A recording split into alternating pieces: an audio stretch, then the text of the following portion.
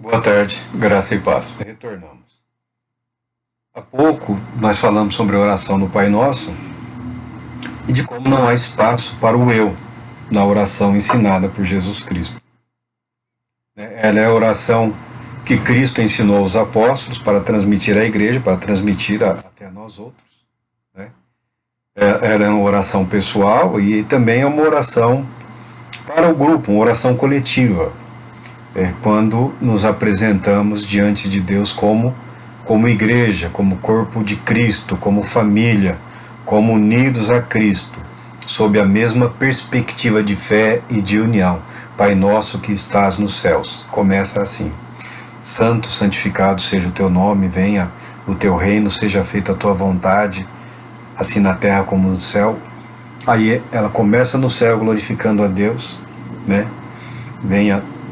pede a vinda do reino, que seja feita a vontade, e imediatamente ela parte para suprir as nossas necessidades diárias.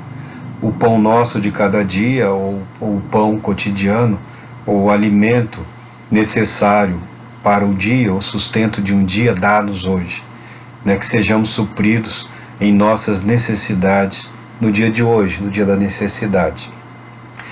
É a oração, ela é a que deve nortear a nossa postura, a nossa apresentação, Pedimos perdão, confessamos os nossos pecados, pedimos que Deus, e garantimos que nós estamos também agindo de acordo com a vontade dele, perdoando aqueles que nos tenham ofendido, ou aqueles que nos devem, mas a palavra lá está mais no sentido de ofensa do que dívida.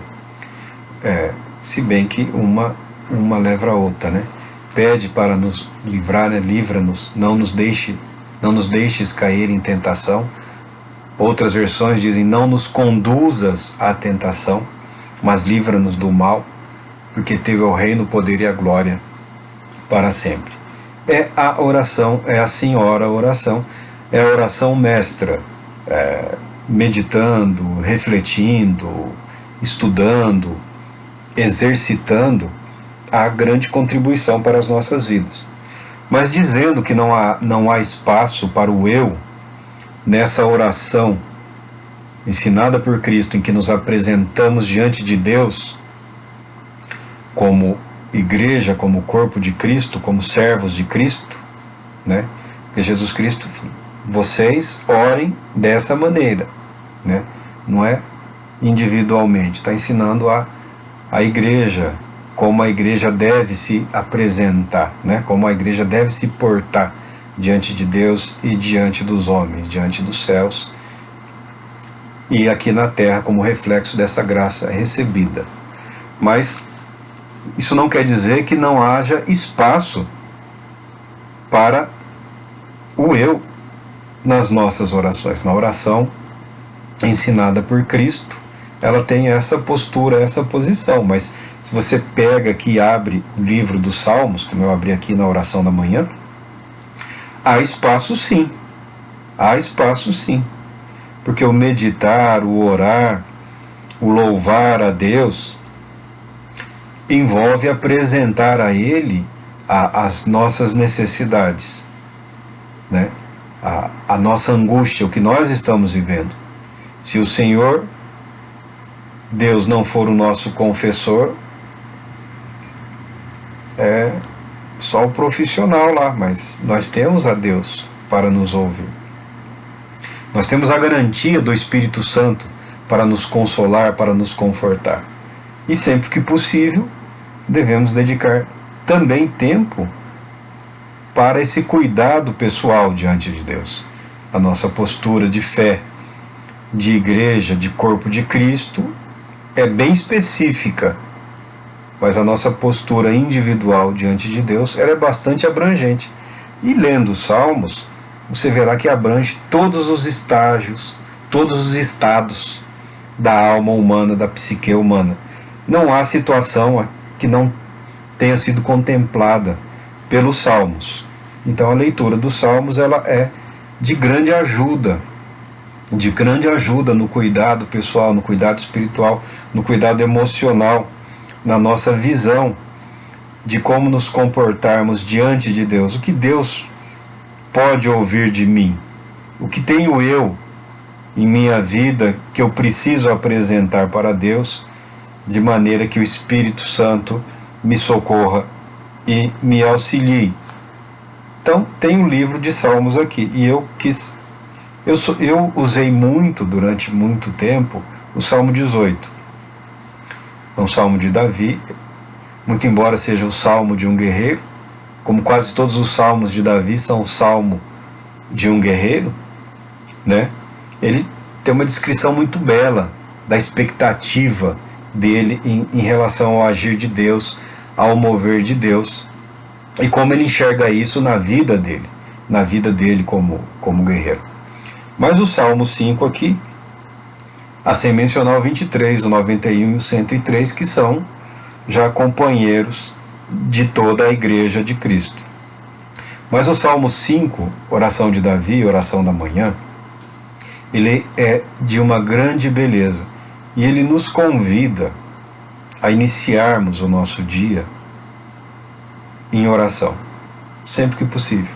Cada um tem um ritmo de vida, a flexibilidade, o tempo do qual as pessoas dispõem hoje em dia não é o mesmo do passado, né? A energia elétrica, os benefícios aí do desenvolvimento tecnológico nos possibilita hoje uma vida que eu entendo até um pouco complicada, porque às vezes não distingue o dia da noite, dia e noite. As pessoas trabalham dia e noite. Muita gente trabalha à noite, madrugada. Os horários hoje são trabalhos por turnos.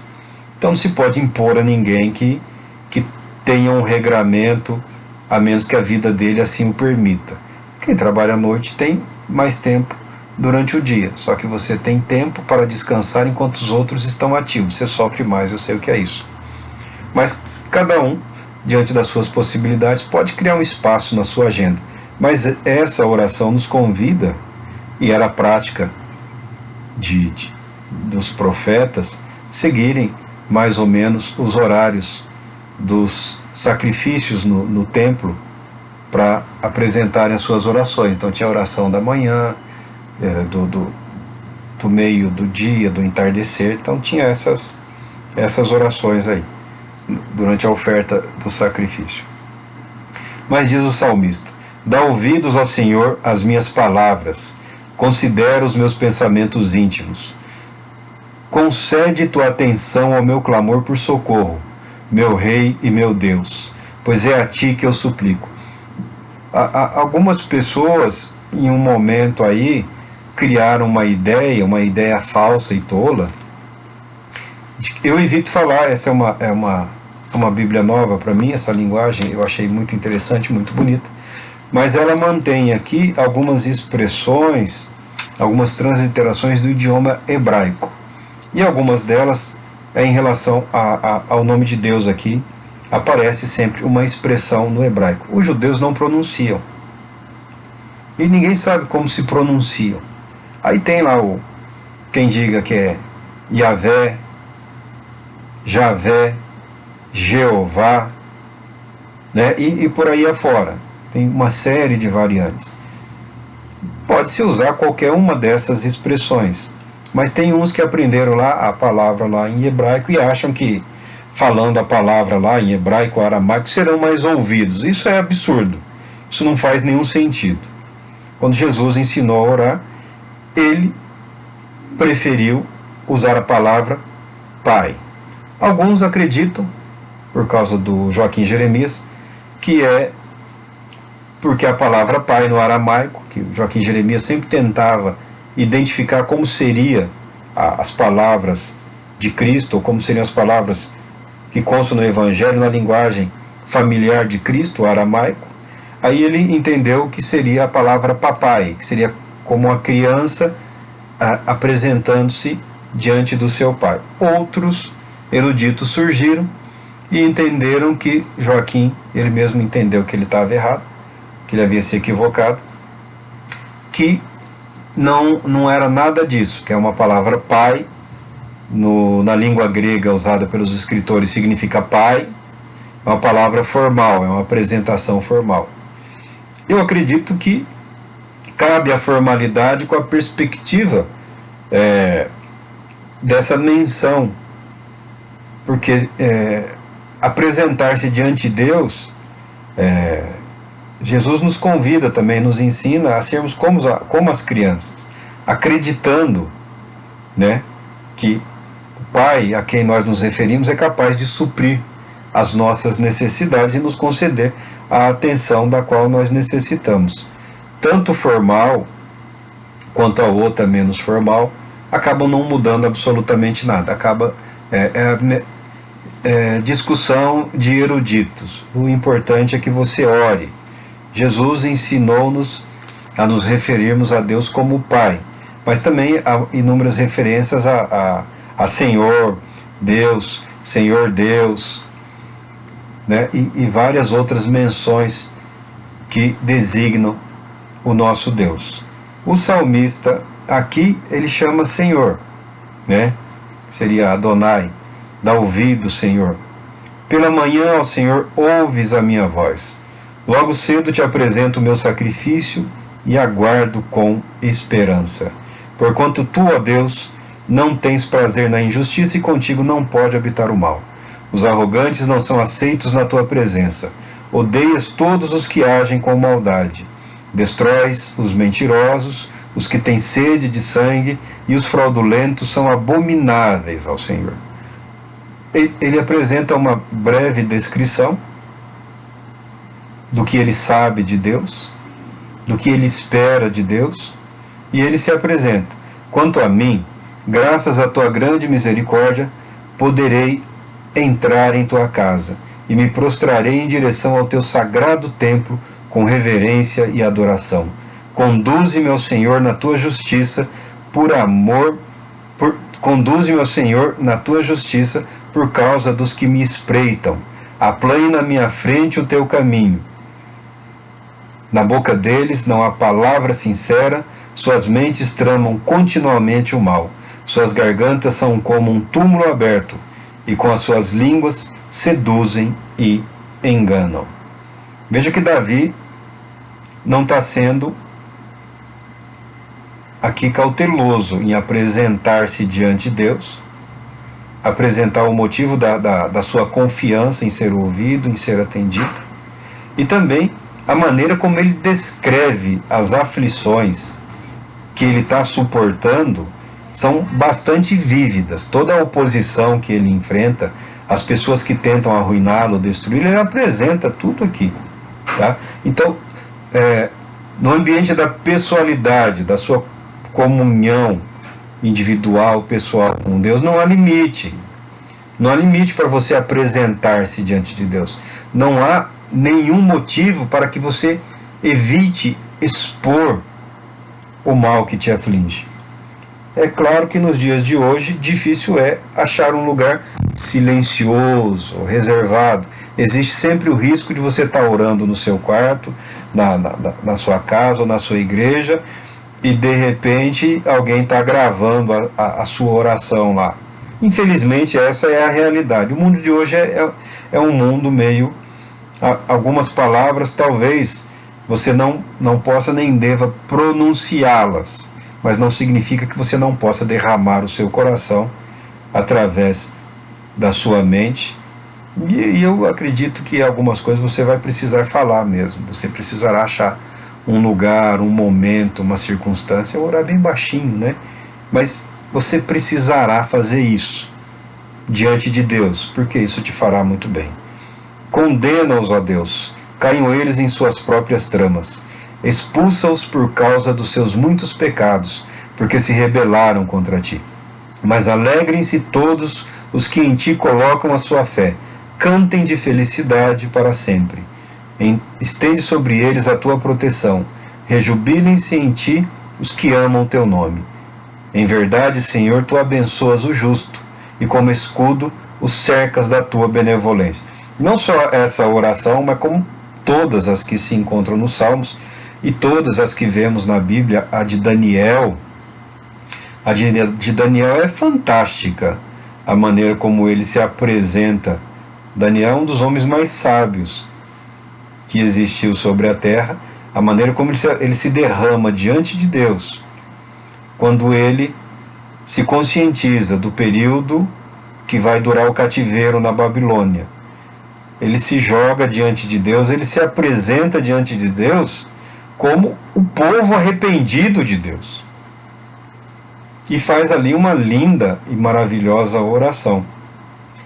Não só foi ouvido, como foi enviado um anjo para descrever para Daniel detalhes da revelação, detalhes sobre acontecimentos futuros em relação à nação de Israel, em relação à humanidade. Na nossa vida não deve ser diferente.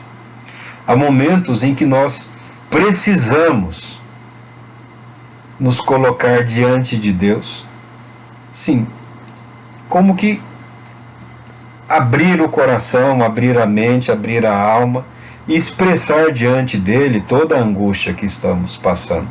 Clamar por justiça, como clamou aqui Davi, clamar por proteção, como clamou por aqui Davi. Não é tentar lembrar a Deus de que Deus é justo, não é lembrar a Deus que Deus odeia o mal. Deus não precisa ser lembrado, mas é um momento de fazer valer as verdades que nós sabemos, de que Deus abomina a injustiça, que Deus abomina o mal. E nós nos esforçamos em fazer o que é correto. Nós precisamos, às vezes, dizer isso para Deus. Não que Ele não saiba, mas deixar claro: Senhor, estamos vivendo, tentando agradar ao Senhor, vivendo de acordo com a Sua vontade, fazendo de tudo para prevalecer a Sua verdade. E aqueles que por prazer querem nos destruir, nos roubar a paz. Livra-nos, ó Deus, deste mal. Faz, ó Deus, o que é segundo a Tua soberana vontade e o seu querer. Eu considero muito importante que nós tenhamos a sabedoria necessária para apresentar as nossas vidas diante de Deus, a aprender, expressar intimamente com Deus o nosso estado emocional. Porque, em nome da fé, a comunidade de fé, a igreja da fé, esse pensamento sempre lá em cima não é natural do ser humano. Todo mundo tem lá os seus desníveis. Não é normal uma pessoa o tempo todo alegre, às vezes até parece meio que alucinado, né? Não tenho nada contra a alegria ou a felicidade de quem quer que seja. Não estou falando contra isso. Há pessoas que são naturalmente alegres, brincalhonas, festivas. Mas ninguém pode ser obrigado a viver o tempo todo radiante. Há uma postura diante de Deus, há uma postura pública, há uma postura diante da igreja, diante de Deus, diante de todos, uma postura de adoração, uma postura de louvor. Há mais motivos para nos alegrarmos do que chorarmos, mas também há sofrimentos, há dores. Negá-las não é saudável. Negá-las não é inteligente. Negá-las não é eficiente para a nossa maturidade e crescimento espiritual. Desde que eu comecei, eu estava querendo apresentar uma oração. Eu, como todo mundo, passei por momentos difíceis na vida. E no ano 2000 eu encontrei um livro. Eu estava estudando sobre oração. Eu estava orando e estudando sobre oração. Porque às vezes você é obrigado a tomar decisões. A vida é assim. Somos adultos, tomamos decisões todos os dias. Mas em tempos tomamos decisões que vão nortear a nossa vida, que vão determinar a nossa postura durante algum tempo. No ano 2000, eu encontrei um livrinho que eu li várias vezes, naquele tempo e hoje também. Quando eu compro um livro bom, eu leio 2 ou 3 vezes aquele livro para poder aprender. É um livro sobre oração, uma nova visão para uma antiga oração. É Dr. Alan, eu não sei o nome dele, ele que me perdoe, eu vou dizer como parece aqui, Alan Pierrat. Eu creio que ele seja americano, mas o nome aqui, né, o nome me confunde. o Dr. Alan aqui escreveu, foi traduzido, um livro sobre a oração, um livro simples, um livro bastante interessante, né? E foi um período que eu estava falando, no ano 2000, eu estava lendo, estava estudando sobre oração, tinha que tomar uma decisão, e eu tomei uma decisão que norteou a minha vida por vários anos, né? Não foi nada extraordinário, eu simplesmente não saí do meu emprego naquela época, né? Eu tinha que decidir, e eu decidi. Eu decidi que, por uma série de motivos, de eventos, eu olhei a minha situação, eu olhei o mundo à minha volta, eu olhei as pessoas, eu olhei o ambiente, eu vi algumas coisas que poderiam ou estariam a acontecer, e eu entendi que não valeria a pena tomar aquela decisão naquele momento. E graças a Deus eu não tomei aquela decisão. Não foi fácil também esses últimos anos, mas foram conscientes, né? Foi uma decisão consciente. E eu acredito em Deus que tomei a decisão correta, a decisão adequada, a decisão que me traz uma maior paz. Tá? Poderia estar me dedicando já à pregação só do Evangelho há muito tempo, mas não o fiz, né? Porque eu tenho a minha concepção, eu tenho a minha visão, como eu falei, tem coisas que eu não aceito, tem coisas que eu não consigo admitir, e me conhecendo como eu conheço, seria um desastre, né? Seria um desastre. Tem coisas que eu não aceito e pronto. Vou viver sem aceitar. Se outros aceitam, se outros acham que é o correto, que o façam, mas eu tenho a minha convicção, a minha fé, e isso me traz muita paz, isso me traz muita tranquilidade, isso me traz muita certeza diante de Deus. Não é o fato de que eu pude esperar que eu espero menos de Deus, não é pelo fato que eu fui capaz de aguardar, de maturar por mais tempo o que eu penso, o que eu creio, que a minha fé seja menor, ou que a minha disposição seja menor, ou que o meu caráter seja inferior. Eu entendo que é o tempo correto, o tempo de Deus, o tempo que Ele me deu. E eu aprendi muito com muitas pessoas, né, sob as mais diversas perspectivas, no ambiente em que eu vivi, no ambiente em que eu trabalhei, né, no ambiente em que eu fui, em que eu consegui a minha aposentadoria. Sou grato a Deus por cada pessoa que Ele colocou no meu caminho. Eu sou grato a Deus por cada afronta, por cada humilhação, por cada palavra de encorajamento, por cada palavra de desprezo. Eu sou graças a Deus por todas as noites em que eu passei acordado. Eu sou grato a Deus por todos os dias que eu suportei uma rotina difícil de trabalho. Eu sou grato a Deus por todos esses anos em que eu trabalhei. Eu sou grato, porque a minha fé foi testada, a minha fé foi provada, o meu caráter em diversas vezes também foi provado, foi testado, e eu acredito ter sobrevivido. Não é fácil, não é agradável, não é uma atividade fácil, como nenhuma atividade é. Meu trabalho não é melhor do que o trabalho de ninguém, mas também não é pior do que o trabalho de ninguém. Eu cumpri o meu propósito e pude sair com tranquilidade, graças a Deus.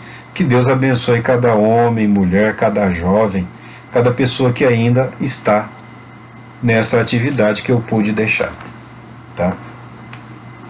E o apóstolo, nós estamos falando aqui do salmista, ele prossegue, ele pede a condenação dessas pessoas e pede a bênção dos que o abençoam, né, dos que o ajudam, e pede a condenação até das pessoas que estão tentando destruir, lembrando sempre que Davi é o rei, é o ungido. Ele não precisa estar aqui como rei ainda, mas depois que ele foi ungido, o rei, a vida dele mudou. Ele passou um período terrível, né? Passou um período difícil e chegou onde Deus o queria. Mas em períodos difíceis, em que a gente tem que tomar decisões, nós ficamos confusos, né? Às vezes nós ficamos assim, pesando como faço, como deixo de fazer. E eu encontrei relativa paz e tranquilidade nas orações que todo mundo sabe, na oração do Pai Nosso, nos Salmos, né? Eu gosto muito do Salmo 18, mas lia também. Eu criei uma rotina de oração e de leitura, então eu procurava várias vezes por dia repetir algumas orações. Então, as orações que a gente sempre repete mentalmente, ainda que seja o Pai Nosso, o Salmo 23, o 91, o Salmo 103, que é magnífico. Esses salmos são bastante curativos. Esses salmos trazem a convicção, a alegria da certeza de que Deus é conosco e Ele é quem garante a nossa cura, a nossa vida, é quem mantém a nossa fé, a nossa cabeça erguida, né? A nossa dignidade está em Cristo. E olha o que foi feito com Ele. Ele não se preocupou com a dignidade dele. Sendo filho de Deus, ele se submeteu à humilhação de se fazer homem. Se fosse só se fazer homem para salvar, já seria uma humilhação terrível, né? O Filho eterno de Deus se fez homem, ainda feito homem, pobre, nasceu pobre, viveu do trabalho, depois o ministério, que não foi longo, mas cheio de perseguições, que resultou na morte de cruz, na afrontosa e humilhante morte na cruz. Mas junto com todas essas orações, porque eu sou da seguinte convicção: a fé e a doutrina. O Espírito é a palavra. Em algum momento, esses valores, essas verdades, eles se combinam para fazer parte da nossa estrutura. Portanto, a vida de fé, a vida cristã, não é só o momento devocional espiritual, como também não é só o momento doutrinário de apreensão, de aprendizado das verdades. Em algum momento isso vai formar um caldo, isso vai se misturar, vai se fundir, né, no amadurecimento, no fortalecimento do nosso caráter, da nossa personalidade. Lembra? Apocalipse, dom espiritual, profecia, testemunho de Cristo. Tá? Tudo que a pessoa aprendeu, viveu, tudo que o Espírito Santo realizou na vida da pessoa, tudo que a pessoa experimentou em Cristo, resulta num momento único de fé, o testemunho de Jesus Cristo. Eu sou de Jesus Cristo. Eu só adoro a Jesus Cristo. Eu não reconheço homem nenhum como super-homem. Não reconheço homem nenhum como um ser divinizado, né? Como nós já ouvimos até de alguns que queriam agradar a todos, tentavam até dizer de que um ateu aí tinha sido ungido por Deus. Barbaridades não admitimos, né? Quem é de Deus, o próprio Deus dará testemunho, o próprio Senhor, o Espírito de Deus.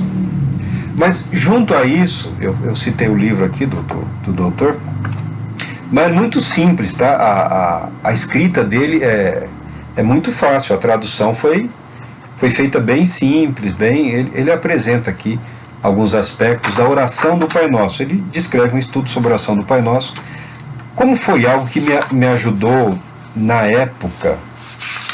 Foi no ano 2000, tem só 21 anos. Eu acho que a primeira vez que eu li esse livro foi em julho do ano 2000. Até o final do ano eu já tinha tomado a decisão e ela se manteve, né? Mas é um livro que me ajudou pela simples descrição da oração, e é um livro que me ajudou também porque na época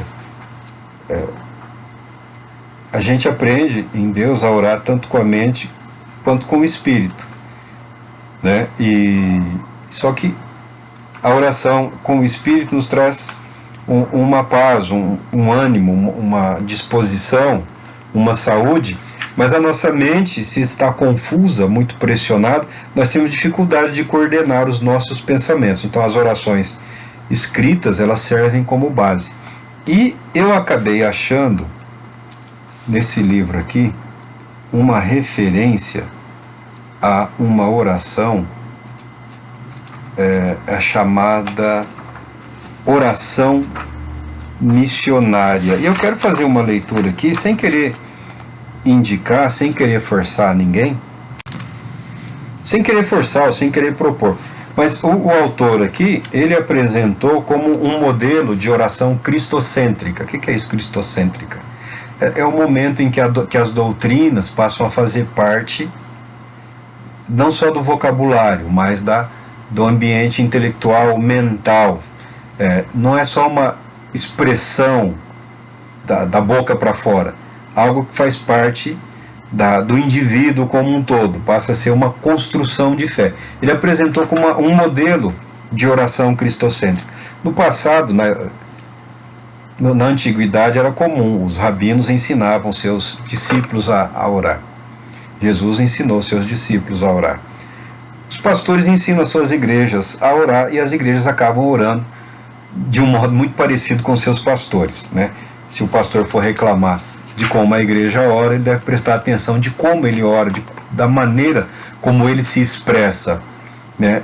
Aí ele, vendo a igreja, ele pode se corrigir, ele pode se aprimorar, ele pode ir além. Mas na época eu gostei, eu li, eu estudei, até o ponto de depois não haver mais nenhum interesse por isso. Até depois assim, não, valeu, ajudou no que podia ajudar. Então eu, acreditando na possibilidade de que alguém que assista o vídeo esteja passando por um momento difícil também, ela também é chamada, ela é oração missionária de Patrício. Por favor, não se ofenda, tá? Patrício é o patrono da Irlanda. Marco é um católico. Meu Deus, meu irmão. Menos, né? Menos. Vamos confiar em Deus. Vamos dar graças a Deus pelas vidas que foram tocadas pelo Evangelho e deixaram algumas preciosidades para a nossa edificação. Então não tem nenhum pudor em ler literatura de luteranos, de católicos, não tenho nenhum problema com isso, tá? Porque eu tenho uma consciência da minha fé e também aprendo a ter consciência de como se expressa a fé daquele indivíduo, ainda que eu não concorde com algumas posições, mas como se expressa, como ele se posiciona diante dos desafios, dos enfrentamentos da vida, do dia a dia. E é isso que me interessa aprender. E essa oração foi belíssima. É uma oração aqui do século V. Você fala século V, de 401 a 500. Está bem lá atrás. Tá bem lá atrás. E é uma oração belíssima. E ela fazia parte desse meu programa. Eu criei um programa de leitura e de oração, com várias orações. E eu incluí essa oração na minha rotina por um período. Eu não me lembro exatamente se foi um período de um mês ou mais, mas teve um período que eu criei uma rotina específica de oração, que eu precisava reestruturar a minha cabeça em vistas à decisão que eu tinha que tomar. Então eu criei uma rotina de oração, um período de oração, né? Eram vários períodos na verdade, mas com uma rotina, com algumas orações específicas. Aí eu tinha outras rotinas, mas também não interessa, isso daqui não vem ao caso. O que vem ao caso é que eu sempre achei uma oração belíssima, tá? Diz assim a oração: levanto-me hoje por uma força poderosa, a invocação da Trindade, pela crença na triplicidade, pela profissão da unicidade do Criador da criação. Levanto-me hoje pela força do nascimento de Cristo e seu batismo, da sua crucificação e sepultamento, da sua ressurreição e ascensão, da sua volta para o juízo final. Levanto-me hoje pela força do amor do querubim, em obediência aos anjos, a serviço dos arcanjos, com as orações dos patriarcas, com as previsões dos profetas, com a pregação dos apóstolos, com a fé dos confessos, com a inocência das santas virgens, com os atos dos homens justos, com a esperança da ressurreição para receber a recompensa. Levanto-me hoje pela força dos céus, pela luz do sol, o brilho da lua, o esplendor do fogo, a rapidez do raio, a ligeireza do vento, a profundidade do mar, a estabilidade da terra, a firmeza da rocha. Levanto-me hoje com a força de Deus a me guiar, o poder de Deus a me sustentar, a sabedoria de Deus a me dirigir, os olhos de Deus a me orientar, os ouvidos de Deus a me ouvir, a palavra de Deus a falar por mim, a mão de Deus a me guardar, o caminho de Deus a se estender diante de mim, o escudo de Deus a me proteger, os exércitos de Deus a me salvar, dos ardis dos demônios, das tentações dos vícios, de todos os que me desejam o mal, distantes e próximos, sós ou em multidões. Invoco hoje todos esses poderes entre mim e tais males, contra todo poder cruel e impiedoso que possa hostilizar meu corpo e minha alma, contra os encantamentos dos falsos profetas, contra as leis malignas do paganismo, contra as falsas leis dos heréticos, contra as artimanhas da idolatria, contra a magia das feiticeiras, dos magos e encantadores, contra todo conhecimento que corrompe o corpo e a alma do homem. Invoco hoje a proteção de Cristo, contra o veneno, contra o fogo, contra o afogamento, contra o ferimento, para que me chegue recompensa em abundância. Cristo comigo, Cristo em mim, Cristo adiante de mim, Cristo atrás de mim, Cristo embaixo de mim, Cristo acima de mim, Cristo à minha direita, Cristo à minha esquerda, Cristo quando eu me deitar, Cristo quando eu me levantar, Cristo em todo olho que me enxergar, Cristo em todo ouvido que me escutar, Cristo no coração de todo homem que pensar em mim, Cristo na boca de todos os que falarem de mim. Levanto-me hoje por uma força poderosa, a invocação da Trindade, pela crença na triplicidade, pela profissão da unicidade do Criador da criação. Veja que é uma oração abrangente. Ela é fantástica no aspecto que ela une a confissão de fé, declarações doutrinárias, perspectivas, posição teológica, com o amor, com a paixão por Cristo, pelo Evangelho de Jesus Cristo, né? A perspectiva do missionário, a ação missionária. Não estou dizendo que você tenha que construir uma oração. Eu nunca me preocupei em construir uma oração minha. Não faz muito sentido. Esse livro é da editora Vida Nova, tá? Dr. Alan Pierrat.